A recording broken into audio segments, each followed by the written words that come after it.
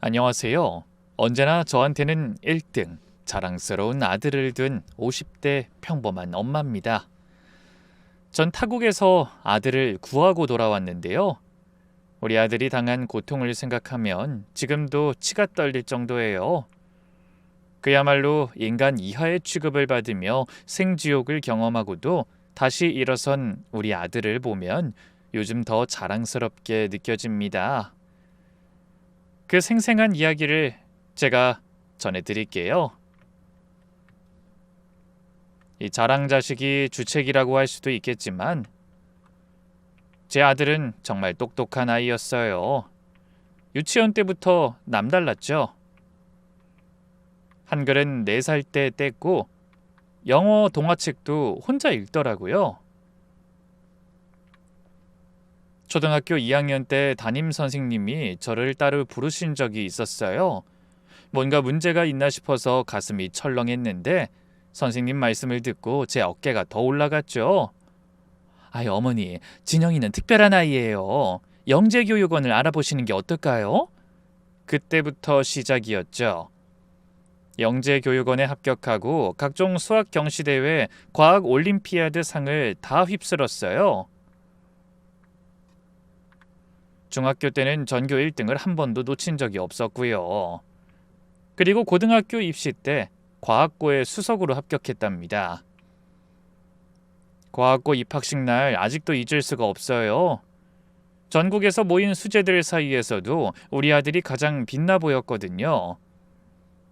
신입생 대표로 선서하는 아들을 보면서 남편이랑 둘이 눈물을 흘렸었죠. 과학고 3년 내내 아들은 열심히 공부했어요. 새벽 2시까지 책상에 앉아 공부하는 모습을 볼 때면 안쓰러우면서도 대견했죠. 그런데 그 노력이 결실을 맺어서 서울대 컴퓨터공학과에 수석 합격했어요. 합격 소식에 동네에서도 난리가 났었죠. 아이고, 서울대 수석 엄마 오셨네. 나도 진영이 같은 아들 하나만 있었으면 소원이 없겠다 하는 소리를 매번 들었어요. 친척들 모임에서도 아들 자랑하느라 바빴고요. 아들 덕에 제가 허리를 펴고 살았어요. 서울대 4년도 알차게 보냈어요. 근데 아들의 진짜 꿈은 더 컸어요. 엄마, 저 미국으로 유학 가고 싶어요. 더 넓은 데서 공부하는 게 제 꿈이에요. 사실 돈이 걱정됐죠. 유학 비용이 얼마나 들지 감도 안 왔거든요. 그런데 그때 기적 같은 일이 일어났어요. 전액 장학금 오퍼가 아들한테 온 거예요. 어머니, 진영이 같은 인재는 10년에 한 명 나올까 말까예요. 더 좋은 환경에서 공부할 수 있도록 모든 학비와 생활비 지원하겠습니다. 꼭 보내주세요. 인천공항에서 아들을 보낼 때 자랑스러우면서도 가슴 한구석이 텅 비는 것 같았어요. 아들이 제 손을 꼭 잡고 말했죠. 엄마, 더 열심히 공부해서 구글 같은 회사 들어갈게요. 그리고 언젠가 제가 두 분도 미국으로 모셔서 편하게 해드릴게요. 제 걱정하지 말고 잘 지내세요. 정말로 아들은 그 약속을 지켰어요. 구글 인턴십을 끝내고 얼마 안 있다가 정직원으로 지원에 합격하게 된 것이죠. 연봉이 20만 달러, 우리 돈으로 2억 5천만 원이 넘는다고 하더라고요. 남편이랑 둘이 그날 밤 소주를 몇 병을 마셨는지 몰라요. 우리 아들이 이렇게 대단한 사람이 됐구나. 솔직히 제 아들이지만 놀라울 정도였답니다. 코로나 때문에 아들을 못 본 지가 2년이 넘었죠. 영상통화로만 보는 게 일상이 됐는데 그날따라 아들 표정이 뭔가 말하려다 망설이는 것 같더라고요. 화면 너머로 보이는 아들이 계속 머리를 긁적이면서 입을 열었다 닫았다 반복했어요. 마침내 아들이 심호흡을 크게 하더니 말을 꺼냈죠. 엄마, 저 할 말이 있어요. 그 순간 가슴이 철렁했어요. 무슨 나쁜 일이라도 생긴 건가 싶어서요. 근데 다음 말이 더 충격이었죠. 저 결혼하려고요. 미국 여자예요. 순간 화면이 멈춘 줄 알았어요. 제가 제대로 들은 건가 싶어서 다시 물었죠. 뭐? 결혼? 아니, 갑자기 무슨 소리야? 제시카라고 진짜 좋은 사람이에요. 엄마도 분명 마음에 드실 거예요. 근데 만난 지도 얼마 안 됐다면서. 제시카라는 이름을 처음 들었을 때 느낌이 묘했어요. 물론 아들도 30이 넘었으니까 결혼할 나이긴 했죠. 그런데 한국 여자가 아니라니 솔직히 실망스러웠어요. 속으로는 한국 며느리를 기대했거든요. 같은 문화, 같은 언어를 쓰는 며느리 말이에요. 아들이 계속 설명했어요. 작년에 우연하게 회사 프로젝트 때문에 만났는데 너무 잘 맞아요. 이 친구도 하버드 나왔고 월스트리트 투자은행에서 일해요. 똑똑하고 착해요. 또 예쁘고요. 스펙은 대단했어요. 아들이 노트북 화면을 돌려서 사진을 보여줬는데 금발에 파란 눈, 영화배우같이 예쁜 여자였어요. 키도 크고 몸매도 모델 같았고요. 솔직히 우리 아들한테 과분할 정도로 미인이었죠. 그때 갑자기 화면에 며느리가 나타났어요. 안녕하세요, 어머님. 반가워. 만나 뵙게 되어서 기쁩니다. 한국말을 해서 놀랐어요. 발음이 좀 서툴긴 했지만 충분히 알아들을 수 있었죠. 오빠 만나고 한국어 열심히 배웠어요. 한국 문화 매력적이에요. 김치 좋아해요. 어머, 한국말을 참 잘하네. 반가워요. 어머님, 결혼 허락해 주세요. 제가 오빠를 많이 사랑해요. 솔직히 뭐라고 해야 할지 모르겠더라고요. 너무 갑작스러웠거든요. 근데 남편한테 이야기하니 별로 놀라지도 않더라고요. 진영이가 알아서 잘 선택했겠지. 요즘 시대 국제결혼이 뭐 대수야. 둘만 좋으면 뭐. 하지만 전 마음 한구석이 불안했어요. 1년도 채 안 만난 사이인데 벌써 결혼이라뇨. 그래도 너무 빨리 결정한 것 같아서 불안해. 해외 나가서 외롭고 그러니까 더 빨리 정들었을 수도 있지. 그래도 아들과 며느리가 결혼 전에 가까워지려는 노력을 참 많이 하긴 했어요. 첫 번째 화상통화 때는 며느리가 갑자기 김치통을 들고 나타나기까지 했죠. 어머님, 제가 김치 만들었어요. 보세요, 잘했어요? 빨간 고무장갑 끼고 배추를 들고 있는 모습이 어찌나 귀엽던지요. 한국 며느리들도 요즘 김치를 안 담그는데 금발머리에 미국 여자가 김치를 담그니까 더 신기했어요. 유튜브 보고 따라했어요. 오빠가 맛있대요. 진짜 맛있어? 그때 아들이 옆에서 엄지손가락을 들어 보이며 웃었죠. 엄마, 제시카가 한국 음식 진짜 잘해요. 된장찌개도 끓이고 불고기도 하고요. 두 번째 통화 때는 한복 입은 사진을 보내왔어요. 분홍색 저고리에 연두색 치마, 머리에는 비녀까지 꽂았더라고요.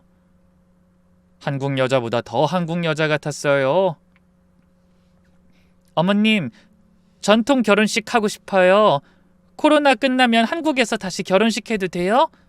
그때 아들이 옆에서 덧붙였어요. 엄마, 제시카가 한국 문화에 푹 빠졌어요. 집에 한국 소품도 많아요. 보실래요?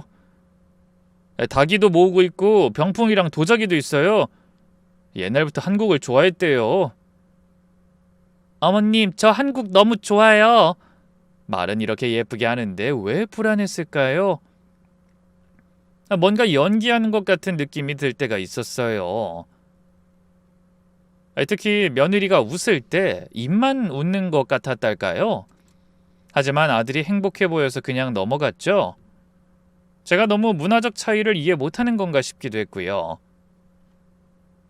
마음의 준비가 다 끝나기도 전에 아들은 결혼 날짜를 잡았다고 연락이 왔어요. 사실 저는 너무 서두르는 것 같아서 걱정이 이만저만이 아니었죠. 진영아, 너무 빠르지 않아? 좀 더 알아가는 시간을 가져봐. 결혼은 평생 가는 거야. 아들이 전화 너머로 웃으며 말했어요. 엄마, 저도 충분히 생각했어요. 근데 제시카 같은 사람 다시 못 만날 것 같아요. 이렇게 저랑 잘 맞는 사람 찾기 힘들거든요. 그래도 국제 결혼인데 문화 차이도 있고. 제시카가 저보다 더 한국 사람 같다니까요. 그리고 엄마, 저 31살이에요. 이제 결혼해도 될 나이잖아요. 결혼해서 더 빨리 자리 잡고 열심히 일할게요. 제가 한숨을 쉬며 말했어요. 아이, 그래도 직접 만나보고 싶은데 코로나 때문에 그것도 안 되고. 코로나 끝나면 바로 한국 갈게요. 그때까지만 기다려주세요. 아들이 그렇게 확신에 차 있으니 더 이상 뭐라 할 수가 없었어요.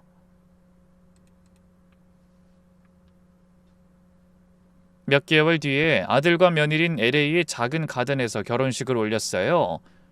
코로나 때문에 저희는 못 갔죠. 대신 줌으로 생중계를 봤어요. 근데 소규모 결혼식이라 그런지 하객이 20명도 안 되더라고요. 남편이 의아해했어요.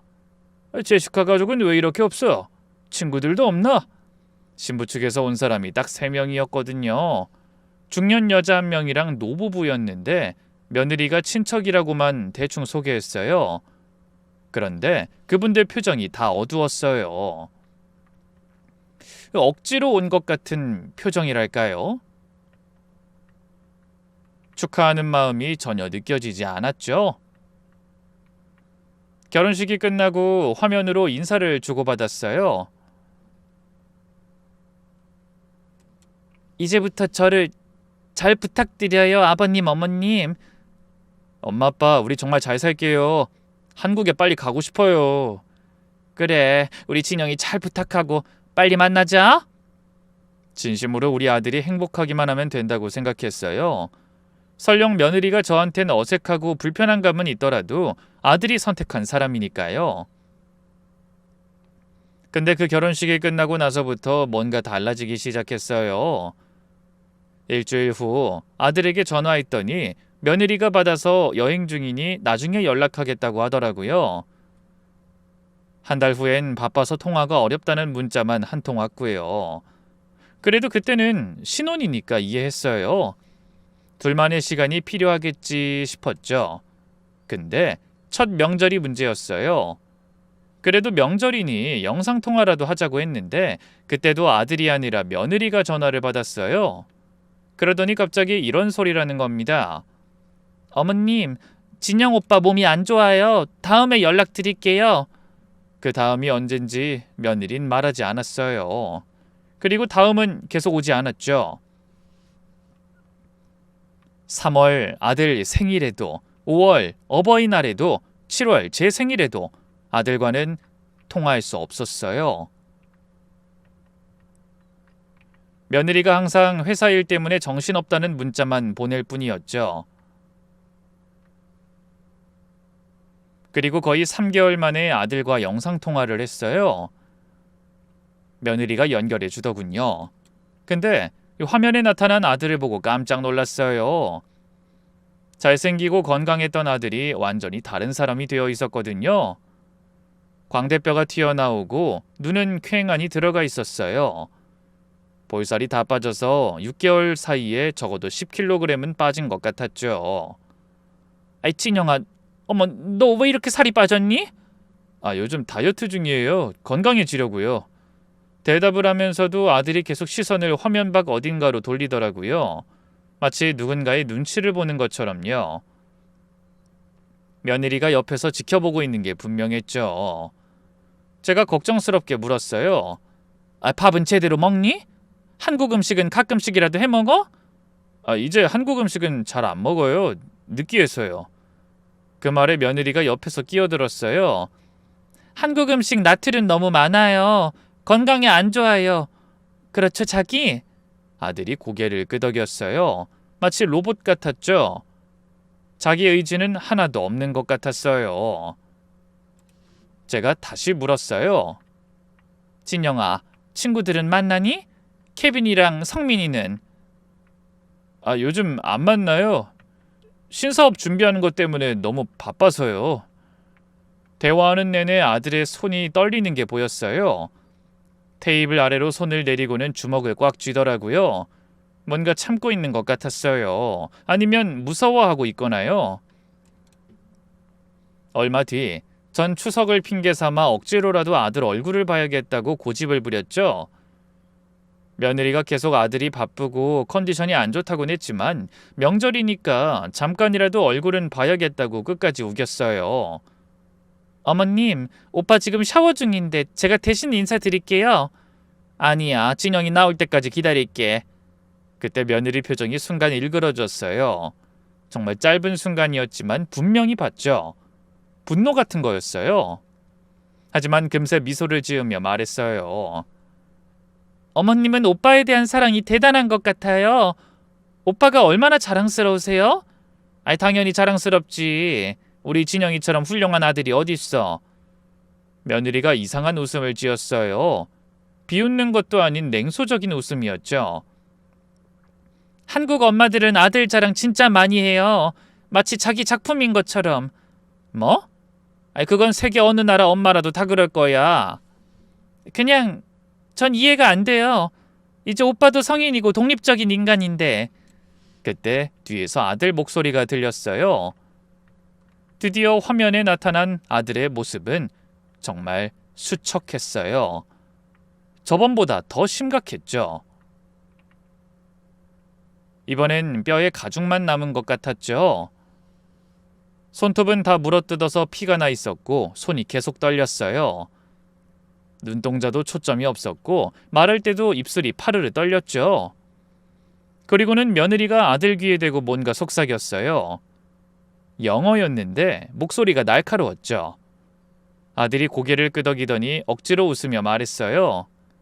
엄마, 전 잘 지내요. 걱정 마세요. 제가 억지로 밝게 물었어요.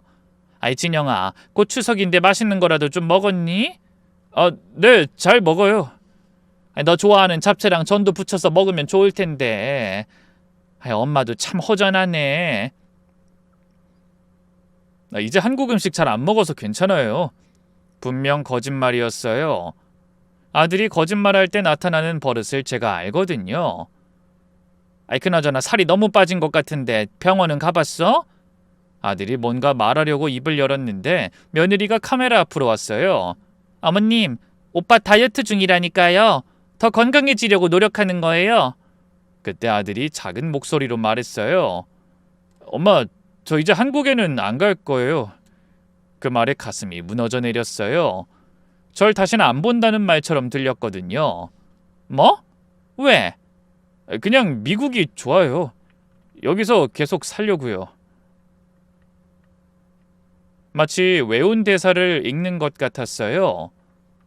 억양도 이상했고 감정도 없었죠. 그리고 눈에는 눈물이 고여 있었어요.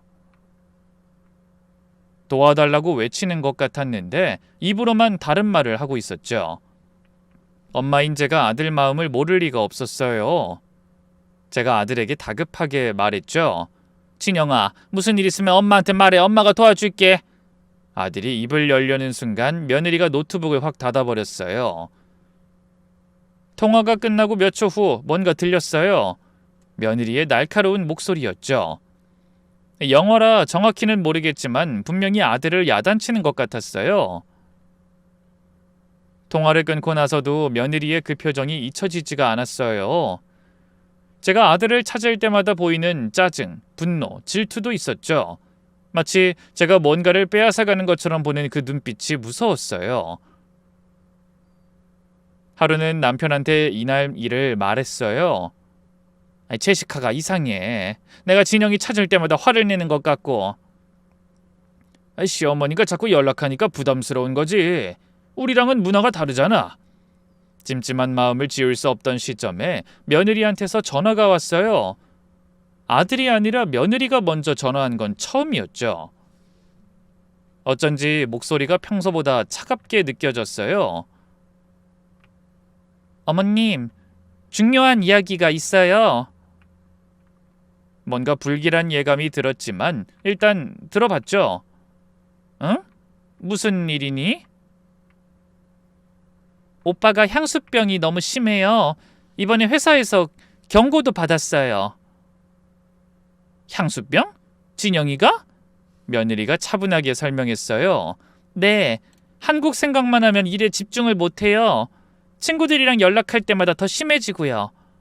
회의 중에 갑자기 울기도 했어요. 이러다가 해고당할 수도 있어요. 그래서 오빠랑 긴 대화를 했는데 이렇게는 안 되겠다고요. 미국에서 제대로 적응하려면 한국과 연결을 끊어야 돼요. 어? 연결을 끊는다니 무슨 말이야? 오빠 친구들 연락처 좀 다 지워주세요. 한국 가족들과도 잠시 연락을 끊기로 했어요. 순간 귀를 의심했어요. 뭐? 우리하고도 연락을 끊는다고? 이건 다 오빠를 위한 거예요. 오빠가 우울해하고 가족들과 통화하고 나면 며칠씩 잠을 못 자요. 미국에 적응하려면 과거와 단절이 필요하다고 심리상담사도 그랬어요. 그 말을 들으니 아들 상태가 꽤 심각한가 걱정이 들었죠.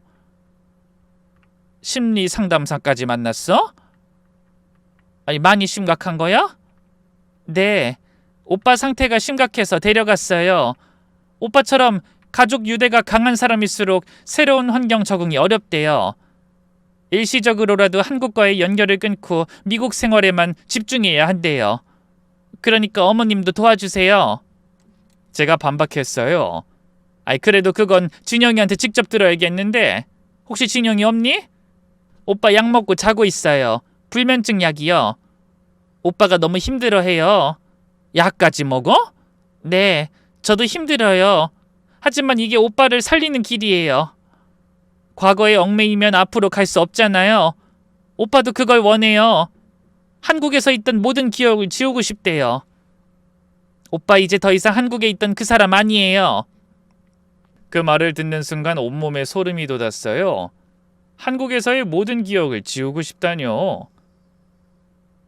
한 달, 두 달 지나면서 이상하다 싶었지만 며느리가 항상 그럴듯한 이유를 댔어요.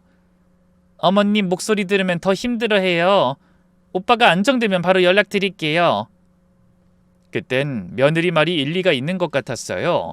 이민자들이 겪는 적응 과정이라고 하니 어쩔 수 없이 받아들였죠. 그렇게 3년.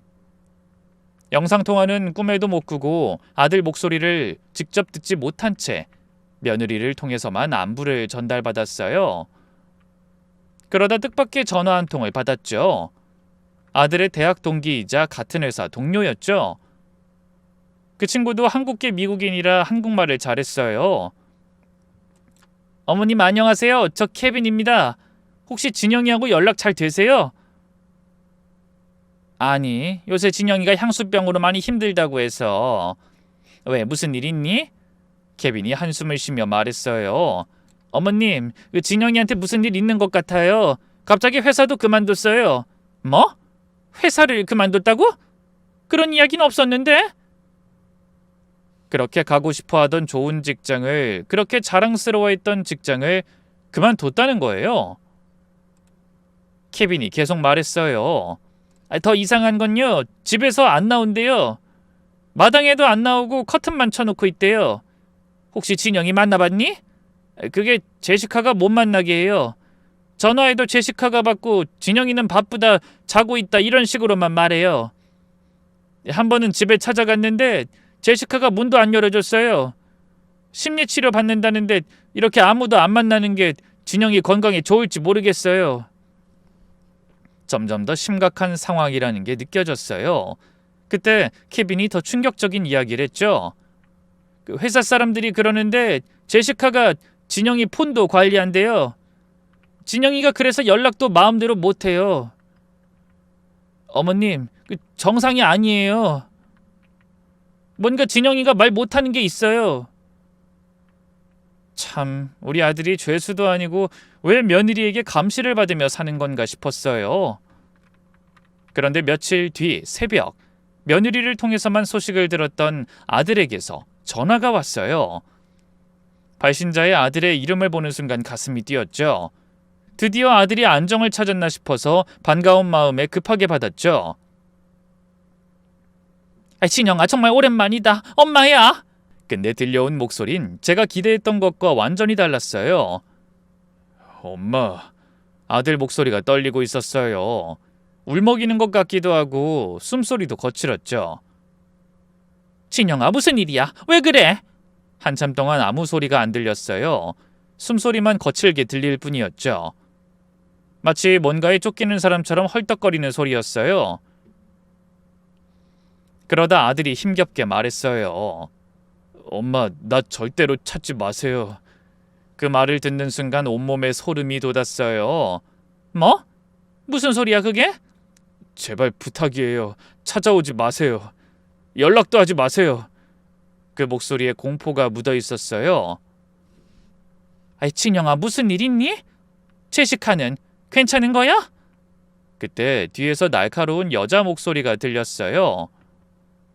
영어였는데 분명히 고함치는 소리였죠.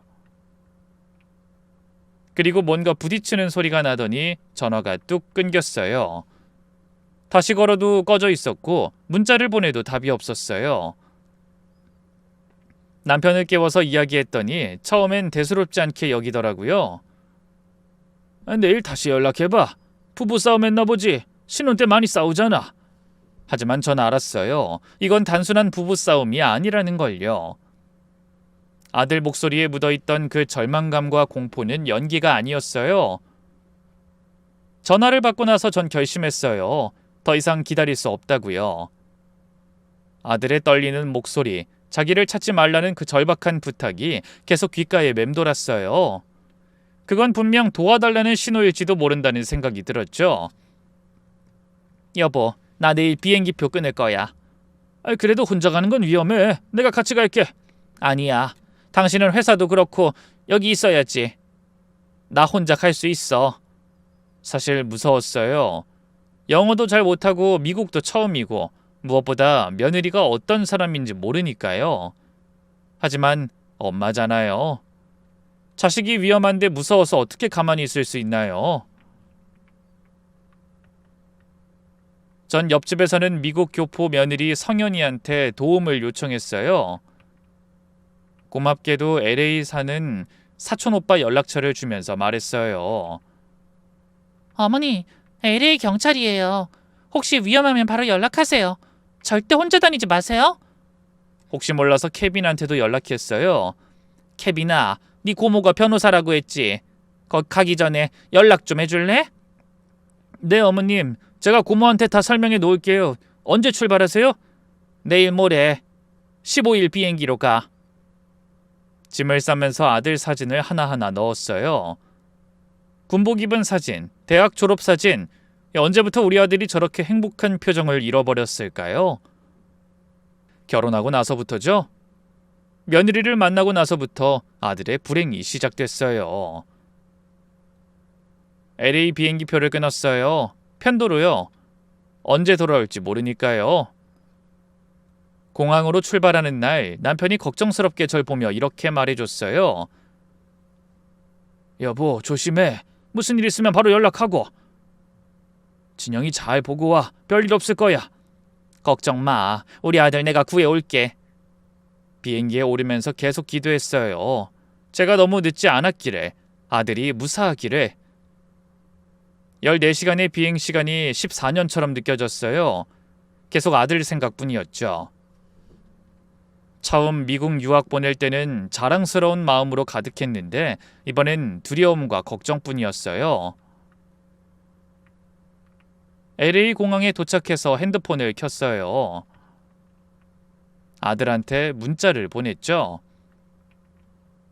진영아, 엄마야. 엄마 LA에 왔어. 아니나 다를까 1분도 안 돼서 며느리한테 문자가 왔어요.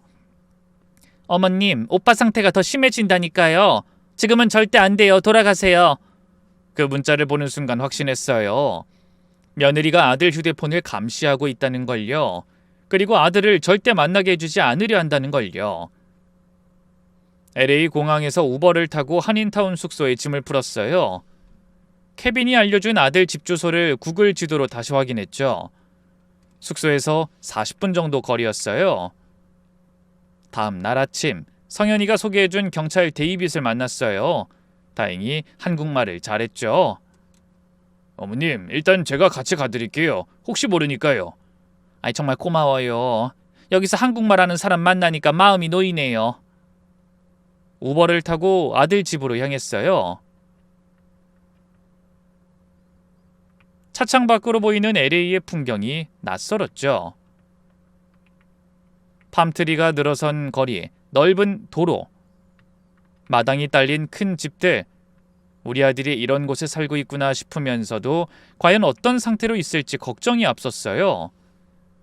가슴이 쿵쿵 뛰었고 손에는 진땀이 났죠. 아들 집에 도착했을 때 먼저 눈에 들어온 건 엉망이 된 앞마당이었어요. 잔디는 누렇게 말라 있었고 우편함엔 편지가 넘쳐 흐르고 있었죠. 분명 몇 주는 비운 것 같았어요. 2층짜리 큰 집인데 모든 창문에 커튼이 쳐져 있었고 낮인데도 안이 캄캄해 보였어요. 뭔가 음산한 기운이 감돌았죠. 초인종을 눌렀지만 아무 대답이 없었어요. 다시 눌렀죠. 3번, 4번. 그래도 침묵뿐이었어요. 문을 두드리며 소리쳤어요. 진영아, 엄마야, 문 좀 열어. 엄마 왔어. 아무 소리도 들리지 않았어요. 혹시 무슨 일이 생긴 건 아닐까 하는 불안감이 엄습했죠. 그때 옆집에서 나이든 백인 여성이 나왔어요. 흰머리에 70대쯤 되어 보이는 할머니였죠. 옆에 있던 데이빗이 통역해줬어요. 그 집 사람들 잘 안 나와. 특히 최근에 더 그래요. 젊은 남자는 몇 달째 못 봤어요. 예전엔 조깅도 하고 마당에서 책도 읽었는데 어느 날부터 완전히 사라졌어요. 가슴이 철렁했어요. 몇 달이나 사람을 못 봤다뇨. 데이빗이 그분에게 몇 가지 더 물어봤어요. 혹시 이상한 소리나 냄새 같은 건 없었나요? 옆집 여자는 고개를 갸웃하며 말했죠. 가끔 새벽에 울음소리가 들려요. 남자 같은데 여자가 소리 지르는 것도 들렸고요. 무서워서 신고하려다가도 확실하지 않아서 더 이상 기다릴 수 없었어요.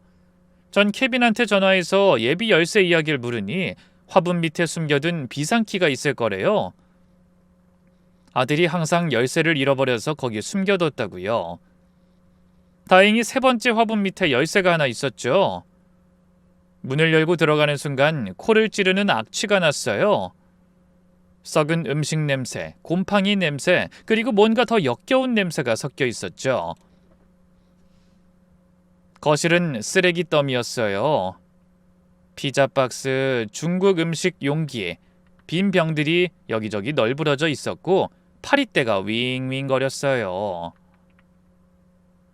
바닥은 끈적거렸고 소파는 얼룩투성이었죠. 진영아! 진영아! 목청껏 불렀지만 대답이 없었어요. 그때 거실 구석 소파에서 뭔가 움직이는 게 보였어요. 가까이 가보니 그건 분명 사람이었어요. 아니, 사람의 형체를 한 무언가였죠. 담요를 뒤집어 쓰고 웅크리고 있었는데 뼈만 앙상한 손이 밖으로 나와 있었어요. 소파에 웅크리고 있던 그 사람이 천천히 고개를 들었어요. 순간 숨이 멎는 것 같았죠. 그게 정말 우리 아들이 맞나 싶었거든요. 광대뼈가 튀어나오고 눈은 움푹 들어가고 피부는 누렇게 떴고 머리카락은 떡이 져 있었어요. 뼈에 가죽만 씌운 것 같은 참담한 몰골이었죠. 수염도 덥수룩하게 자라 있었고 입술은 하얗게 갈라져 있었어요. 진영아? 정말 너야? 제 목소리가 떨렸어요. 아들이 멍한 눈으로 절 바라봤죠. 초점이 없는 눈이었죠. 그러다 서서히 절 알아보는 것 같더니 눈에서 눈물이 주르륵 흘러내렸어요. 엄마? 정말 엄마야? 그래, 엄마 왔어. 아이고, 내 아들. 목소리가 갈라져 있었어요. 며칠은 물도 제대로 안 마신 것 같았죠. 숨소리도 거칠었고 말할 때마다 기침을 했어요. 그리고 제가 달려가서 아들을 안으려는 순간 2층에서 고함 소리가 들렸어요. 누구야? 내 집에서 나가! 당장 나가라고! 며느리였어요. 계단을 쿵쿵거리며 내려오더니 제 앞을 가로막았죠. 머리는 헝클어져 있었고 눈은 충혈돼 있었어요. 예전에 우아하고 세련된 모습은 온데간데 없었죠. 잠옷 차림의 맨발이었는데 손에는 부엌칼을 들고 있었어요. 어머님이시군요. 오지 말라고 했잖아요. 왜 왔어요? 이게 다 무슨 꼴이야?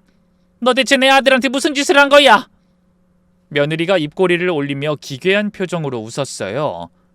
진영 오빠가 원해서 이렇게 된 거예요. 다 오빠가 선택한 거라고요. 그때 아들이 힘겹게 일어나려고 했어요.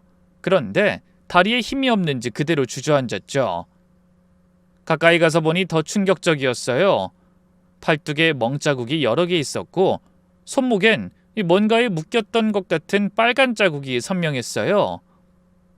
발목도 마찬가지였고요. 데이빗이 영어로 며느리한테 뭐라고 했어요. 경찰 신분증을 보여주면서 말하더군요. 이건 명백한 학대입니다. 지금 당장 그 칼 내려놓으세요. 그 말에 며느리 표정이 순간 굳어졌어요. 이건 가족 문제예요. 경찰이 개입할 일이 아니에요. 우리 부부 문제라고요. 가족 문제? 이게 가족이 할 짓이야? 멀쩡한 내 아들을 이렇게 만들어 놓고! 제가 소리쳤어요. 그러자 며느리가 갑자기 울기 시작했어요. 어머님은 모르세요. 오빠가 얼마나 힘들게 했는지. 오빠를 제가 다 돌봐야 했어요. 무슨 소린가 싶었죠. 그때 아들이 작은 목소리로 말했어요. 엄마 미안해요. 오지 말라고 했는데 제시카가 화낼 거예요. 아들이 며느리를 무서워하고 있었어요. 시선도 못 마주치고 몸을 움츠리고 있었죠. 그건 분명히 오랜 시간 학대받은 사람의 전형적인 모습이었어요. 미안할 게 뭐 있어. 엄마가 데려갈게. 집에 가자. 얼른 한국 가자. 아들이 고개를 저었어요. 못 가요. 여권도 없고 제시카가 다 가지고 있어요. 그리고 제가 가면 제시카가... 그 말을 듣고 며느리를 봤더니 이상한 미소를 짓고 있었어요. 소름이 돋았죠. 마치 모든 걸 계획한 것처럼 아들을 완벽히 장악하고 있다는 듯한 표정이었어요. 데이빗이 며느리를 데리고 나가 상황을 정리하는 동안 저는 집안을 둘러봤어요. 정말 충격적이었죠. 벽에 걸려있던 가족 사진들은 다 찢겨 있었어요. 특히 아들 얼굴 부분만 가위로 오려낸 사진도 있었고 졸업사진, 가족 여행사진, 명절 사진까지 다 훼손돼 있었죠. 저는 두려움에 몸이 그대로 얼어붙었어요. 그러다 용기를 내 2층으로 올라가 봤어요. 계단을 오르는데 발밑에서 뭔가 밟혔어요. 아들의 한국 여권이었는데 찢긴 조각이었죠. 계단 여기저기에 여권 조각이 흩어져 있었어요. 아들 방문 앞에 섰는데 밖에서만 열 수 있는 자물쇠가 달려 있었어요. 빗장까지 걸려 있었죠. 감옥이었어요. 문을 열고 들어가니 더 끔찍했어요. 아니 어떻게 이런 데서 지금까지... 창문엔 쇠창살이 설치돼 있었고 못을 박아서 열리지 않게 해놨더라고요. 구석엔 감시 카메라가 있었는데 빨간불이 깜빡거리고 있었어요. 아직도 작동 중이었죠. 침대를 보니 더 충격적이었어요. 침대 프레임에 체인이 연결돼 있었고 한쪽 끝엔 수갑 같은 게 달려 있었어요. 침대 시트는 피와 뭔가 다른 얼룩들로 더러워져 있었고 이불은 찢어져 있었죠. 책상 서랍을 열어봤더니 더 충격적인 것들이 있었어요. 아들의 미국 운전면허증이 반으로 잘려 있었고 신용카드들도 가위로 잘려 있었어요. 부엌으로 내려왔더니 냉장고엔 썩은 음식만 가득했죠. 곰팡이 핀 빵, 상한 우유, 썩은 과일, 먹을 만한 게 하나도 없었어요. 싱크대엔 깨진 접시들이 쌓여 있었고 쓰레기통은 넘쳐 흐르고 있었죠. 여태 여기서 살았던 거야? 어떻게 우리 진영이가... 캐비닛을 열어봤더니 아들 것으로 보이는 서류들이 있었어요. 회사 퇴직 서류, 은행 계좌 해지 서류, 그리고 충격적이게도 생명보험 수익자를 며느리로 변경한 서류도 있었어요. 날짜를 보니 작년 10월이었죠. 아들이 연락이 뜸해진 시기와 일치했어요. 밖에 나갔던 며느리가 다시 들어왔어요. 데이빗이 진정시킨 것 같았는데 표정이 완전히 바뀌었었죠.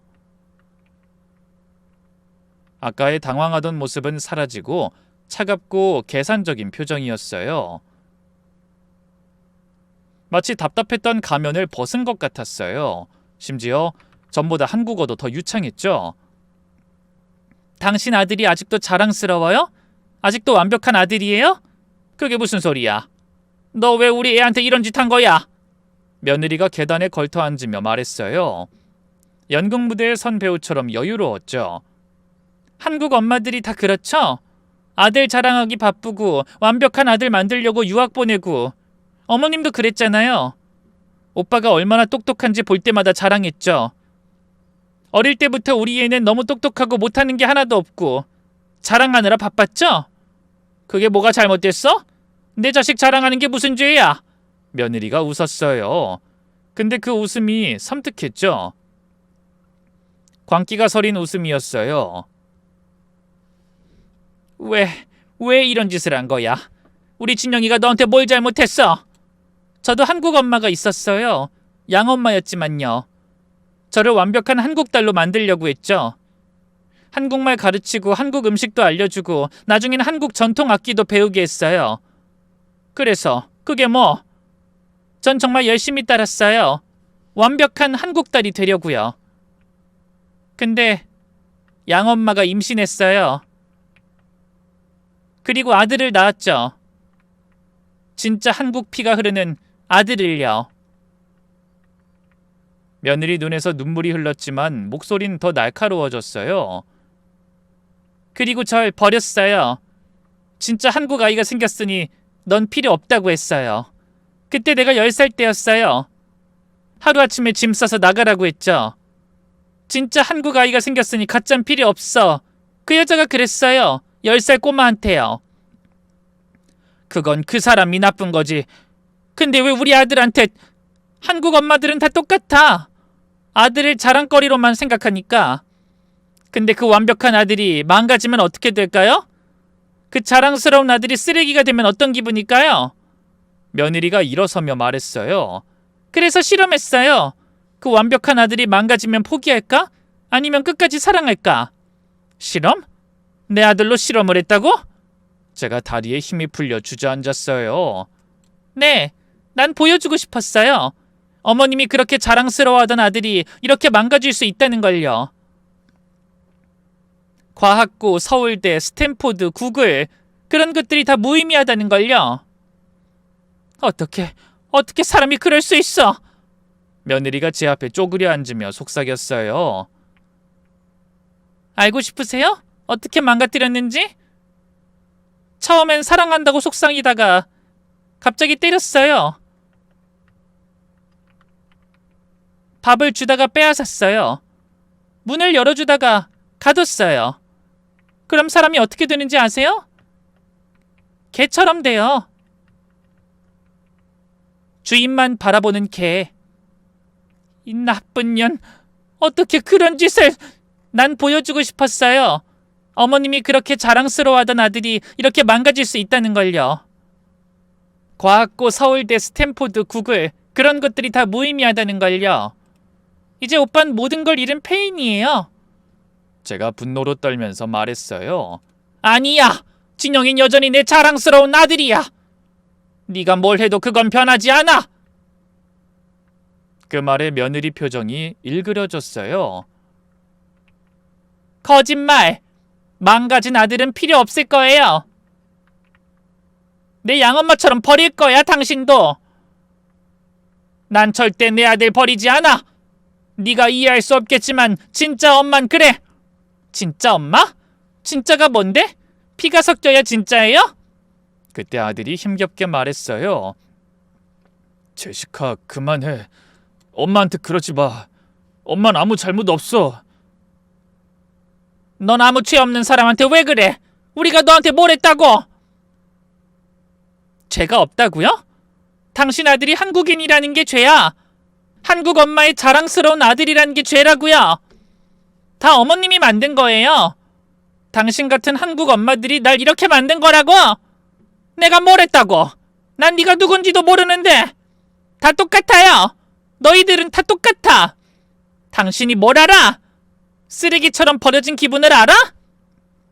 그때 경찰 사이렌 소리가 들렸어요. 며느리 표정이 순간 바뀌었어요. 공포에 질린 표정으로요. 그리고 갑자기 제 발을 붙잡았어요. 그리고 갑자기 바닥에 주저앉아 상처받은 어린아이처럼 울기 시작했어요. 여기에요. 도와주세요. 남편이 계속 저를 가두고 있어요. 살려주세요. 순간 어이가 없었어요. 방금까지 자기가 한 말을 다 뒤집고 있었죠. 데이빗이 저한테 조용히 말했어요. 저 여자 뭔가 심각한 정신문제가 있는 것 같아요. 조심하세요. 경찰이 도착하고 구급차도 왔어요. 아들은 바로 병원으로 이송됐죠. 의료진은 아들을 보자마자 이런 이야기를 하더라고요. 심각한 영양실조와 탈수 증상입니다. 당장 입원해야 합니다. 병원으로 저도 같이 가려 했는데 경찰이 조사를 해야 한다고 했어요.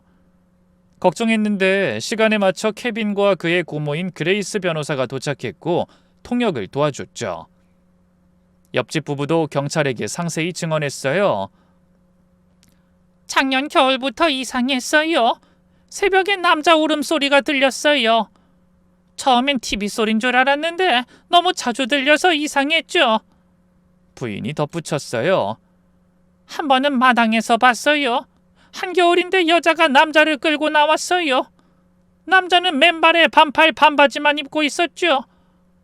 눈이 오는 날이었는데 밖에 1시간 넘게 세워놨어요. 꼭 벌 주는 것 같았어요. 왜 그때 신고하지 않았나요? 다음 날 여자가 와서 사과했어요. 남편이 정신병이 있어서 가끔 소란을 피운다고요. 치료받고 있다면서 병원 서류도 보여줬어요. 그래서 경찰이 집을 수색하면서 더 많은 증거를 발견했어요. 지하실에서 충격적인 것들이 쏟아져 나왔죠. 개목줄 같은 것들, 채찍, 전기 충격기까지 준비해 놓고 있었어요. 그리고 비디오 카메라에 녹화된 영상들이 있었는데 며느리가 아들을 때리는 장면이 그대로 담겨 있었대요. 그걸 본 변호사가 말했어요. 이건 명백한 감금, 폭행, 고문이에요. 제시카는 무조건 구속될 겁니다. 병원에서 아들이 치료받는 동안 변호사가 며느리의 과거를 조사했어요. 일주일 후 충격적인 보고서를 받았죠. 며느리의 본명은 제시카인 밀러였어요. 백인 미혼모에게서 태어나 바로 고아원에 맡겨졌대요. 그리고 8살 때 한국계 미국인 부부에게 입양됐죠. LA 한인 사회에서도 꽤 유명한 부유층이었더라고요. 제시카는 정말 예쁘고 똑똑한 아이였어요. 한국말도 정말 잘했죠. 제시카를 한국 딸로 키우려고 정말 노력했어요. 한국 이름도 지어주고요. 태권도도 시키고 가야금도 배우게 했죠. 명절마다 한복 입혀서 친척들한테 인사시켰어요. 그런데 2년 후 양모가 기적적으로 임신을 하게 된 거죠. 40대 중반에 자연 임신에 성공한 거죠. 그리고 아들을 낳았어요. 그때부터 모든 게 달라졌대요.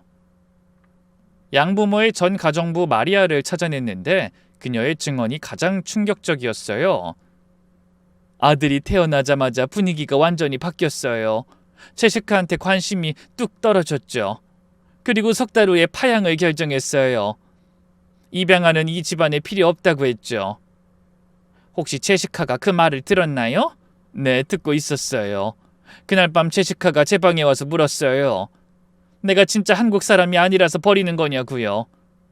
10살 꼬마가요. 저도 그땐 가슴이 찢어졌어요.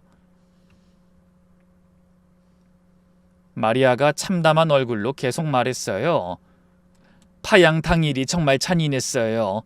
제시카한테 짐 싸라고 30분만 줬어요. 갖고 놀던 인형도 못 가져가게 했죠. 그건 자기들 돈으로 산 거니까 놔두고 가라고 했어요. 제시카가 울면서 잘못했다고 같이 살면 안 되냐고 빌었는데 차갑게 보냈어요. 그 후 제시카는 위탁 가정을 전전했더라고요. 무려 7년 동안 12곳을 옮겨 다녔죠. 고등학교 상담 기록을 입수했는데 그 안에도 충격적인 내용이 있었어요. 극도의 분노와 복수심을 가지고 있음. 특히 한국인에 대한 증오가 심함. 하지만 동시에 한국 문화에 집착하는 모순적 행동을 보임. 자해 흔적 다수 발견, 자살 시도 2회. 그래도 제시카는 똑똑했어요. 성적도 최상위권이었죠. 장학금으로 UCLA를 갔고 하버드 경영대학원까지 갔어요. 겉으로만 보면 그야말로 완벽한 성공 스토리였어요. 며느리의 전 룸메이트 사라를 직접 만났어요. 30대 초반의 백인 여성이었는데 뉴욕에서 2년간 제시카와 같이 살았다고 했죠. 꽤 많은 걸 알고 있는 것 같았어요. 제시카는 정말 완벽했어요. 예쁘고 똑똑하고 성공했죠. 하지만 뭔가 어둠이 있었어요. 한국과 관련된 것엔 비정상적으로 집착했거든요. 사라가 당시 찍었던 사진을 보여줬어요. 충격적이었죠. 며느리 방 벽 전체가 한국 남자 사진으로 도배돼 있었어요. 데이팅 앱에서 찾은 사진들이었는데 수백 장이 빼곡히 붙어 있었죠. 그리고 한국 남자들하고만 데이트했어요. 그것도 특별한 조건이 있었죠. 집안에서 가장 큰 기대를 받는 유학생. 나중에 물어보니까 그런 사람이 사랑을 많이 받고 자라서 좋은 사람이란 이야기를 했어요. 그리고 한국 엄마들이 가장 두려워하는 게 뭔지 잘 알고 있었어요. 완벽한 아들이 망가지는 것이라고 했거든요. 변호사가 이 모든 증거를 검찰에 제출했어요. 며느리가 체포되고 정신감정을 받게 됐어요. 법원에서 강제 입원 명령이 떨어졌죠.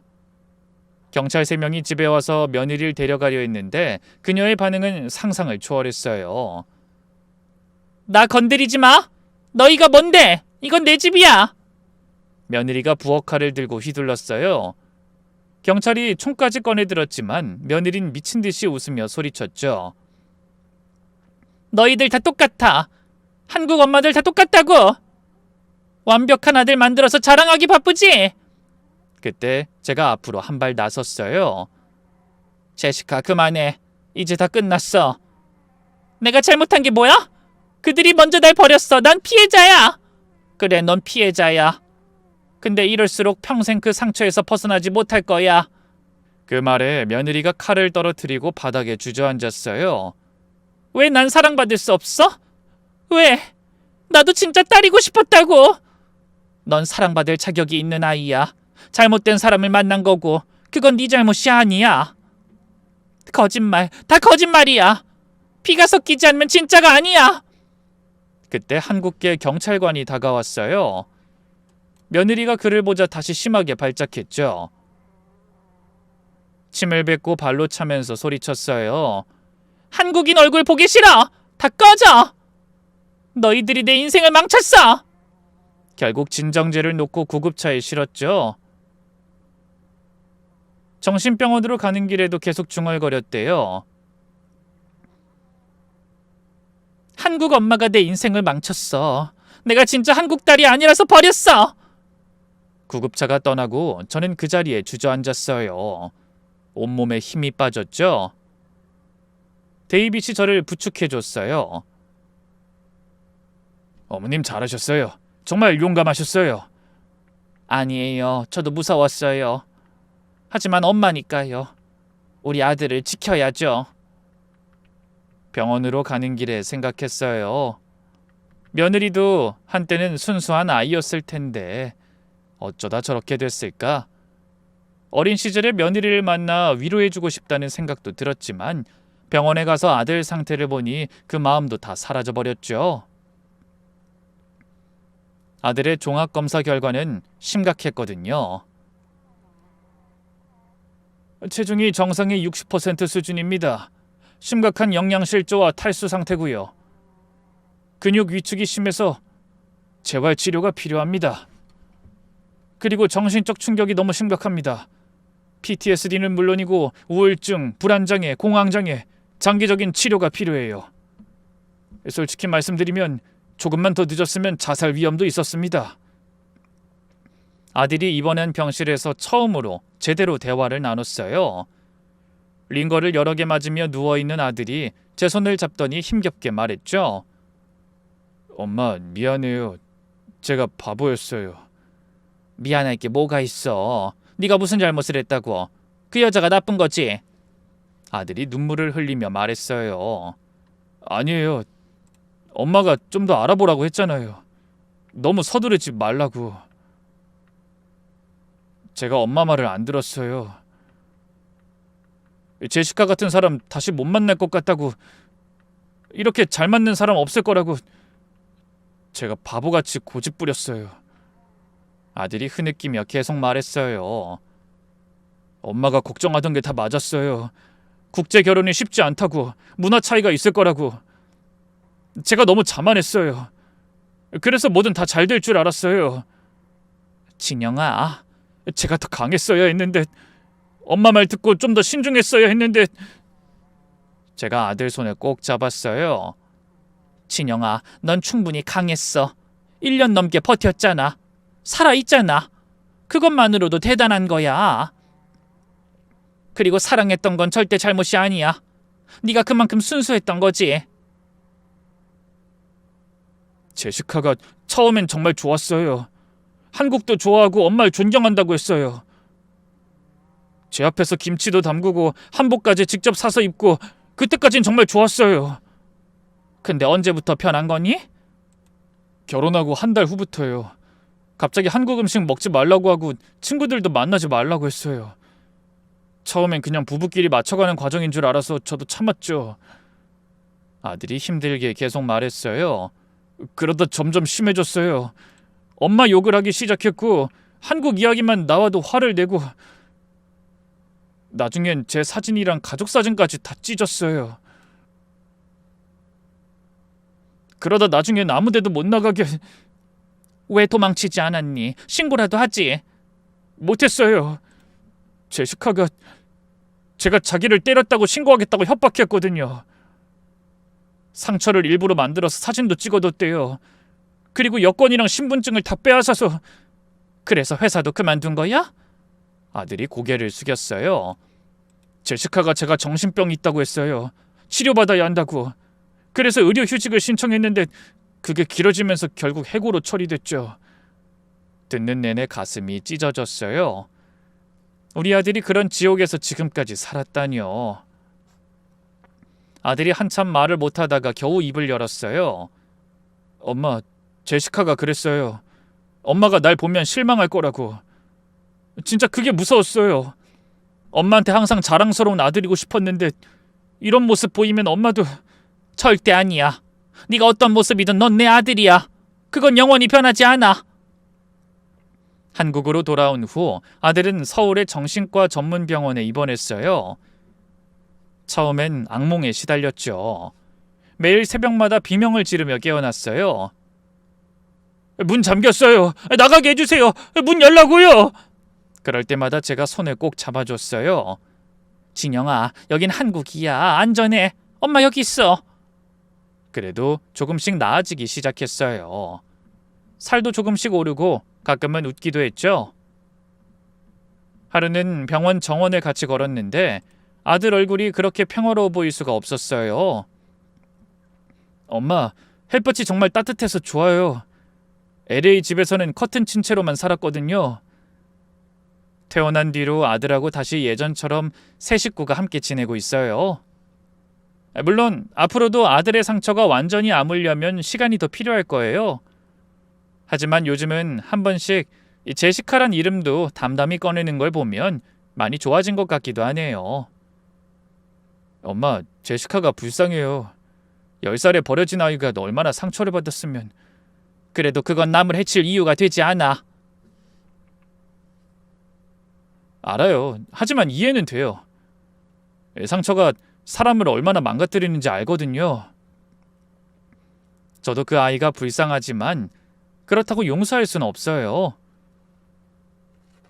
이 모든 일을 겪으면서 깨달은 게 많아요. 특히 진정한 행복은 남에게 자랑할 만한 성공이 아니라는 것을요. 남편이 가끔 아들을 보면서 묻곤 해요. 진영이가 예전처럼 다시 대기업 갈 수도 있지 않을까? 그럴 때마다 전 고개를 저어요. 아니야. 이제 그런 건 중요하지 않아. 진영이가 행복하면 그게 성공이지. 이 이야기를 들으시는 분들께 꼭 하고 싶은 말이 있어요. 자식을 사랑하는 건 당연해요. 자랑스러워하는 것도 당연하고요. 하지만 그 자랑이 자식을 위한 건지 아니면 나를 위한 건지 한 번쯤 생각해 보셨으면 좋겠네요. 저도 이 일로 자랑이 표적이 될 수 있다는 걸 배웠거든요. 긴 이야기 들어주셔서 감사합니다.